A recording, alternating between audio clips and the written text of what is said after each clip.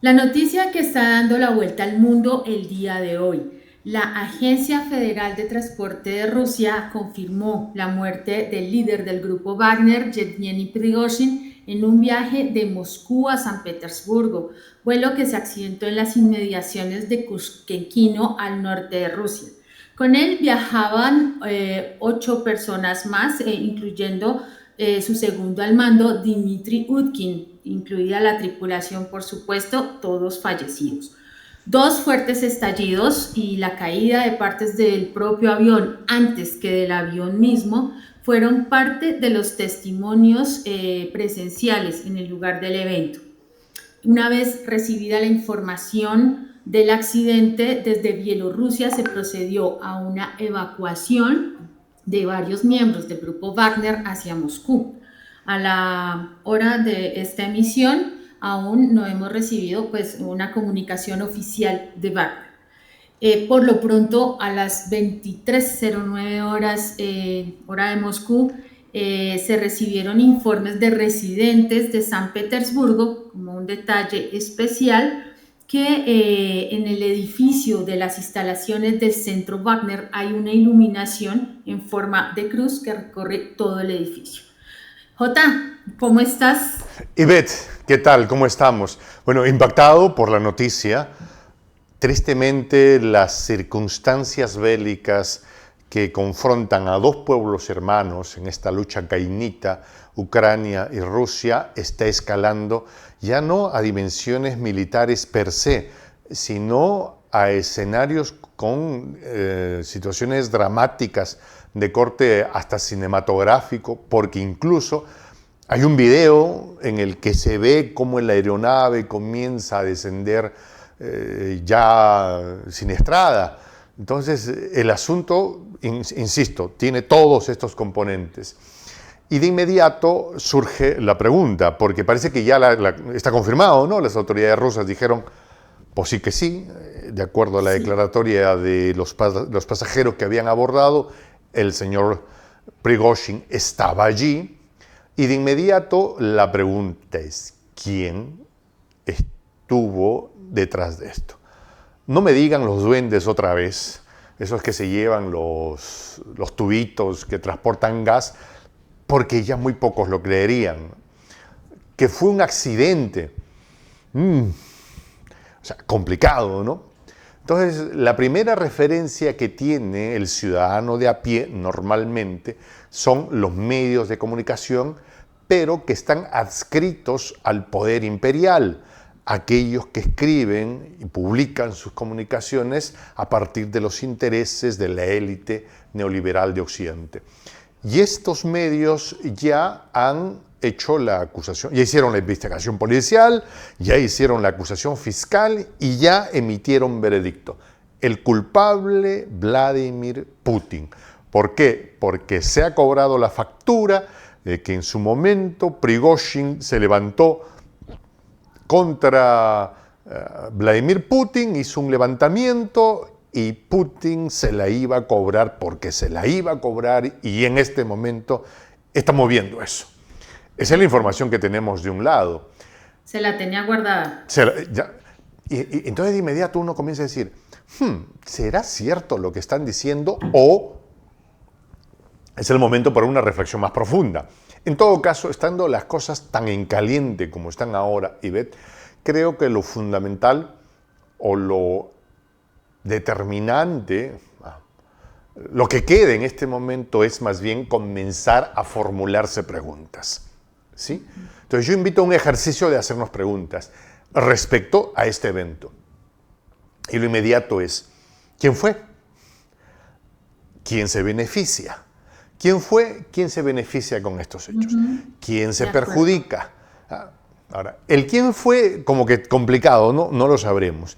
Probablemente tengamos la argumentación de quién fue cuando se desclasifiquen documentos de un lado y del otro. La certificación. Como no sabemos ahora quién fue o no vamos a... Porque habrán versiones de uno y del otro lado, ¿no? Los unos dirán, fuiste tú, los otros dirán, fuiste tú. Entonces tenemos que buscar tenemos que inferir la verdad a partir de quién se beneficia con esto y quién sale perjudicado. A ver, vayamos entonces primero al primer acusado, al señor Vladimir Putin, ¿no? A quien ya casi le han definido como el culpable. Pregunto yo, ¿gana algo el señor Putin en este evento? Veamos entonces las circunstancias en las que están pasando. Se está llevando a cabo la 15 cumbre de los BRICS en Johannesburgo, Sudáfrica. Y literal, estás como que tú estuvieras reunido con todos tus amigos, o tú, Ivette, ¿no? Estás con tus amigas y tocan la puerta y dicen, oye, aquel que se llevaba contigo mal, quick, y te van a voltear y dicen, ¿fuiste tú? Sí. ¿Qué tienes que ver tú en esto? ¿No? O sea, ¿quién pierde ahí? Es Putin. Porque lo primero que tiene es que los 4 amigos que tienen, mínimamente no se lo van a decir directamente, pero su servicio de inteligencia van a preguntarse, ¿y tú qué? Este no se llevó bien contigo, tuvo unas diferencias contigo. ¿Qué tuviste que ver con eso? ¿Sí? Primera condición o primer elemento al análisis. ¿Ya?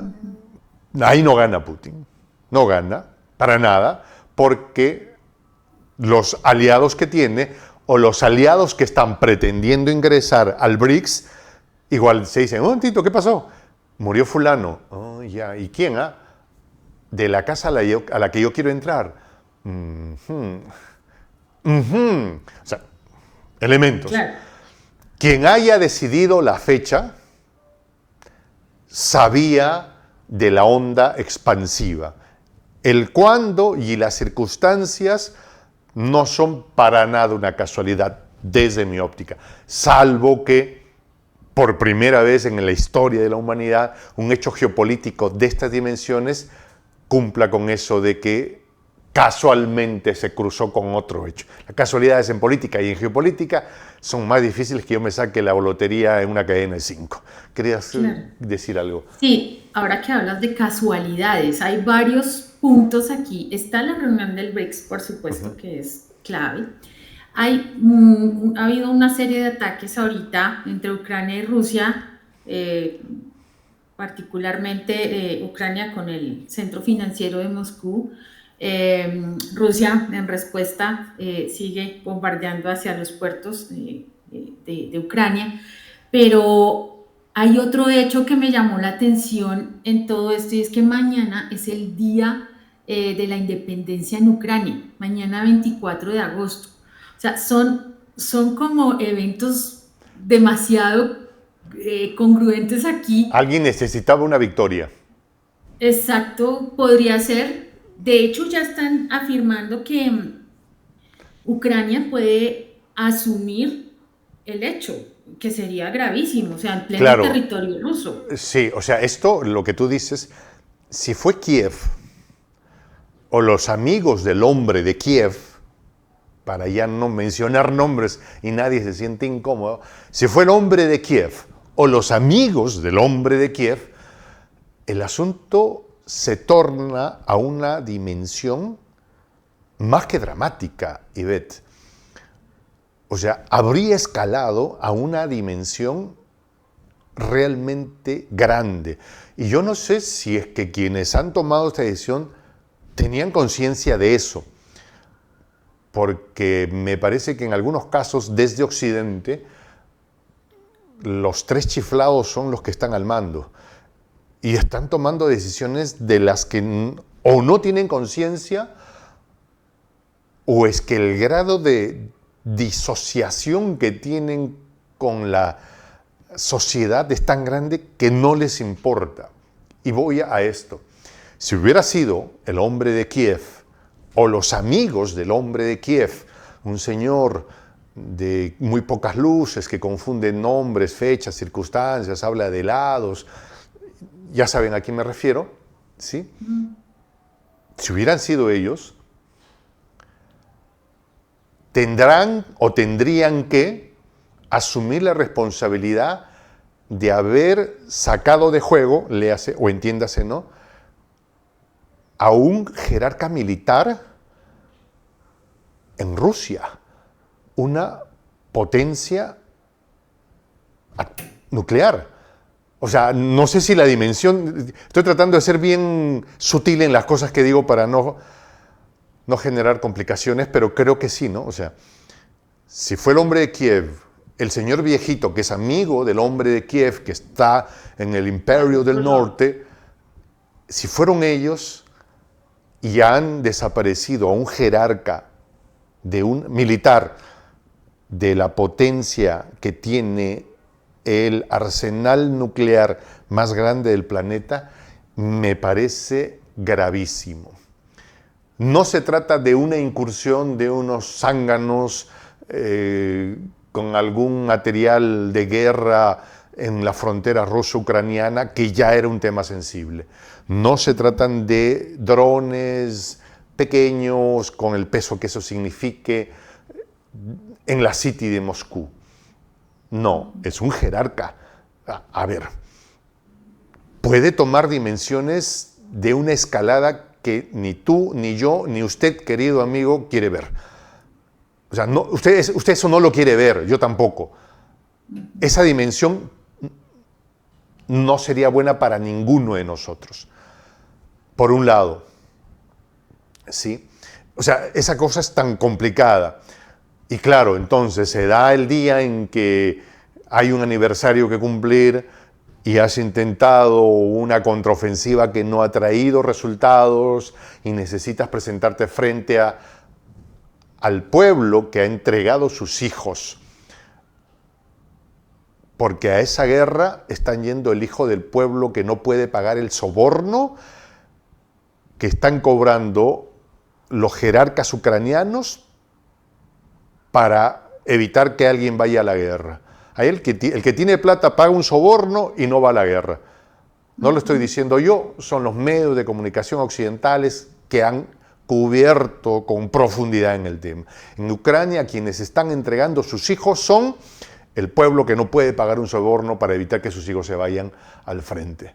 Que finalmente eso es lo que afecta a todo el conjunto. O sea, quien se ve perjudicado es el pueblo. Entonces no se viene un día que hay que celebrar algo y esta gente no tiene nada que celebrar. Ajá.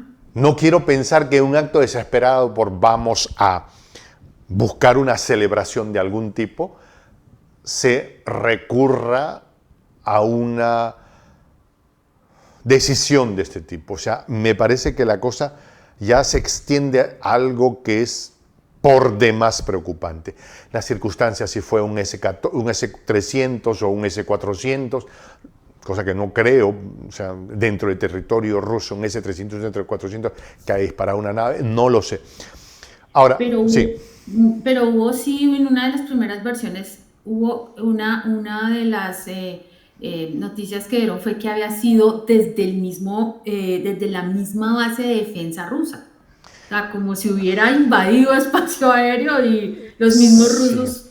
Exacto, yo sobre eso, sí, yo sobre eso no quiero emitir mucho comentario porque es como que hablar sobre lo que todavía no tenemos como un insumo real, ¿no?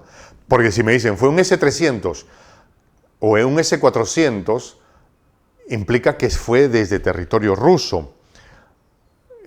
Se hizo desde una base, o sea, ya se abre todo un tema, ¿no? Alguien se coló. O sea, ya las investigaciones inmediatas nos dirán, no sé, pues resulta que la mala suerte hizo que el piloto del avión no cerró el tanque de la gasolina y eso fue. Ah, bueno, ya, un accidente. No creo, ¿no? Pero estoy siendo irónico, ¿no? O sea, claro. o cuando hagan el análisis forense de lo que queda de la nave siniestrada, encontrarán que hubo una explosión de adentro hacia afuera, que había algo que hizo boom adentro o que impactó de afuera. O sea, ya nos dirán, ¿sí? No dirán, pero ahorita no tenemos esa información. Me muevo a otro escenario, si me permite, Sibeth. África. En este momento, quienes deben estar extremadamente preocupados son una serie de gobiernos africanos que veían en Wagner y en Prigozhin en particular la certeza de cierta estabilidad en sus países. Estabilidad que no habían logrado los franceses ni los estadounidenses y que sí se había logrado de la mano no de fuerzas regulares rusas, sino del ejército privado del señor Prigozhin Wagner. Dicho sea de paso, el señor Prigozhin estuvo en África hace unos días atrás diciendo, muchachos, aquí estoy, vamos a hacer un reclutamiento de gente, necesitamos gente valiente. O sea, el tipo estaba lleno de ideas. En este momento deben haber ya llamadas a ver quién va a cubrir este asunto. Y hay algo que tú me hiciste notar y que me ha llamado poderosamente la atención, que viajaba el señor Prigozhin con su número 2. Con Utkin, Dmitry Utkin. Y según entiendo, de acuerdo a la investigación que has hecho, estos dos nunca viajaban juntos, ¿no? No, Dmitry Utkin y Prigozhin sí, pero hay un tercero, que es Valery Chekalov. Él era el que manejaba como la agenda de Prigozhin, sabía sus movimientos, qué era lo que iba a hacer, era el único que manejaba esta información. Nunca viajaban juntos. Jamás en la vida, siempre hay dos vuelos, hay dos aviones y generalmente no se sabía en qué vuelo iba Prigozhin. Esta vez cayeron todos, cayeron los tres y eso es curioso, realmente es Mira curioso. qué dato, iba el 1, iba el 2, iba el 3. Normalmente el 3 no iba entonces, iba en vuelo aparte, iba en valija Sí. aparte. Sí. Entonces, Y nunca se sabía en qué avión iba, por eso llegaron a decir, incluso parte de las notas de prensa que recogí en estos tiempos, en estos horarios, que era posible que Prigozhin no estuviera en ese avión, porque nunca se sabía el itinerario, ni era como un señuelo, digámoslo así.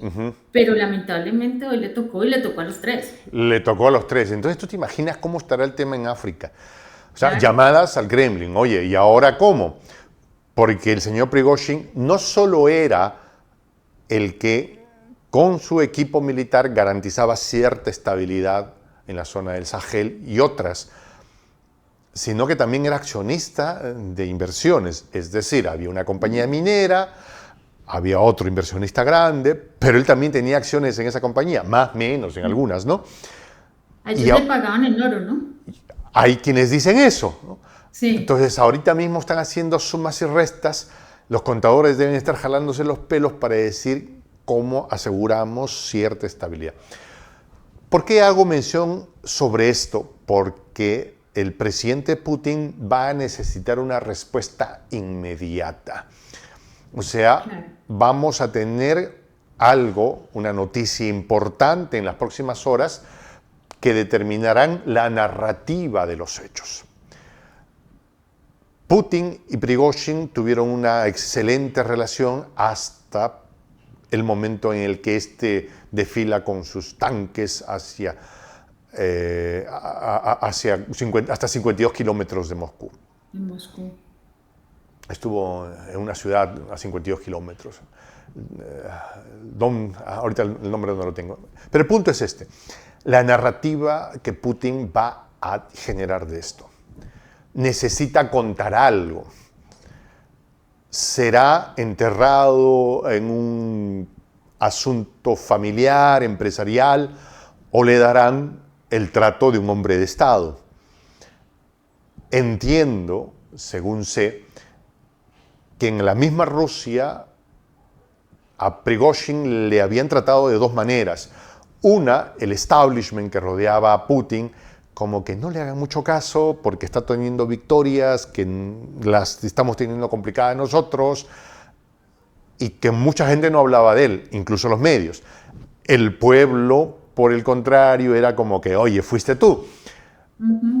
Todo indicaría que Putin en las próximas horas va a tener que girar esa narrativa, reconocer que tuvo ciertas diferencias con quien fuera su amigo y darle los funerales de un hombre de Estado y luego, y esto que viene es aterrador, cobrar la factura.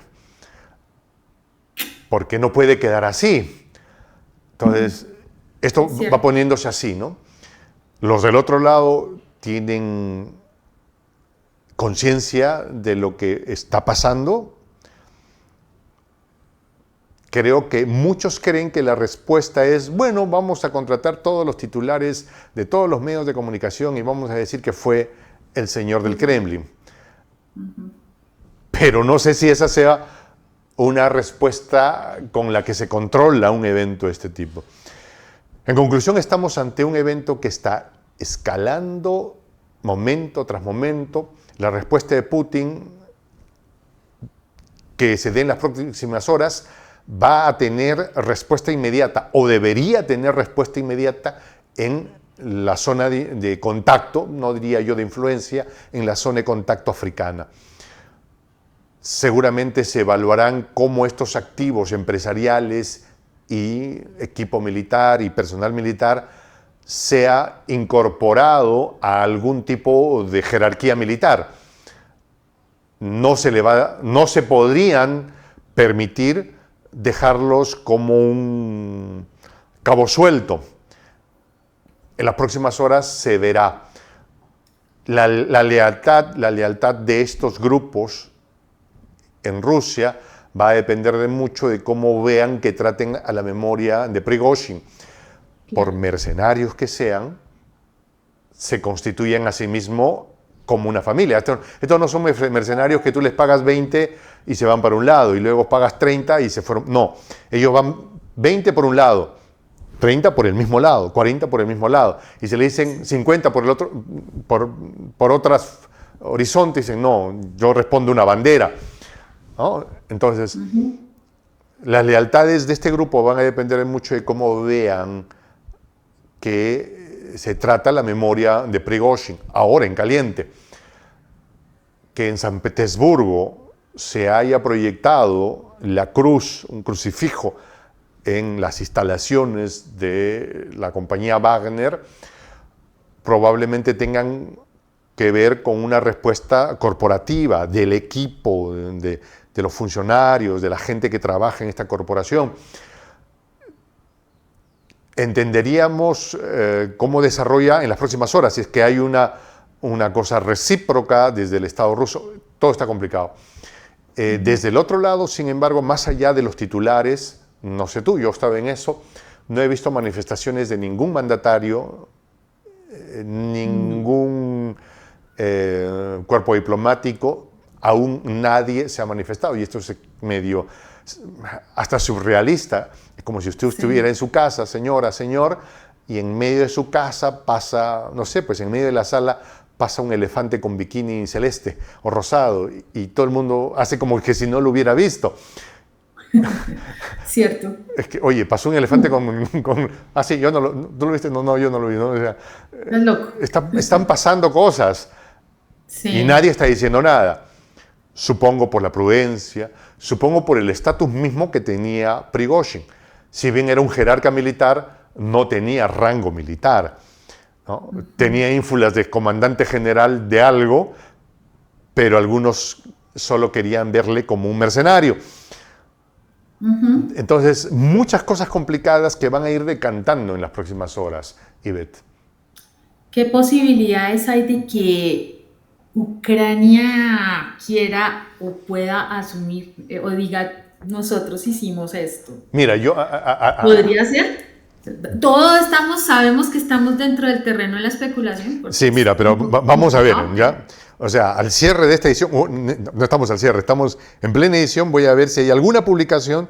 Por ejemplo, el presidente Zelensky, el hombre de Kiev no ha posteado nada sobre el tema en este momento. ¿Ya? No ha dicho nada. No han hecho ninguna declaración. Ninguna en este momento. Pero lo que suelen hacer es más bien decir 4 días después o 5 días después que un funcionario de segunda diga, sí, pues fue una justicia que nosotros tomamos por nuestra mano, una cosa así, ¿no? La tiene complicada la Casa Blanca con esto, porque ahorita mismo deben estar sonándole los teléfonos al hombre de Kiev y le deben estar preguntando, loco, ¿fuiste tú? ¿Qué hizo? No, habla, no, que lo juro. Si fuiste tú, es el momento que me lo digas para hacer control de daños, porque después dímela. No, yo no fui. Dime la verdad, que no sé, o sea, las conversaciones deben estar en ese nivel. Claro. Ajá. Salvo que hayan sido, ¿cómo se llama? Salvo que hayan sido los otros, igualito estén haciendo la llamada. Fuiste tú, y el otro sea, no, yo no fui, de verdad que yo no fui. Y fuiste tú cuando el que pregunta fue el que hizo la marranada, ¿no? También podría ser otro escenario, que lo hayan hecho otros sin que el hombre de Kiev lo supiera, para luego deshacerse ya del hombre de Kiev porque esté de salida. También es otro escenario. La cosa, mira, la cosa que como humanos esto no pinta bien por ningún lado. Como miembros de la raza humana que somos, o sea, más allá de los Han, de los incas, de los taínos, o sea, como raza humana esto no nos ha sumado. ¿Podría tomarse esto ya en un tinte más extremo como si llegase a comprobarse, por supuesto, aclaro, como un acto de provocación Extrema, hacia Rusia? extrema. Y guardando las muchas y tremendas diferencias, podría resultar como una especie de Gaddafi 2.0. Porque Gaddafi era quien le aseguraba cierta estabilidad a la Unión Europea, que retenía las olas de migrantes y demás.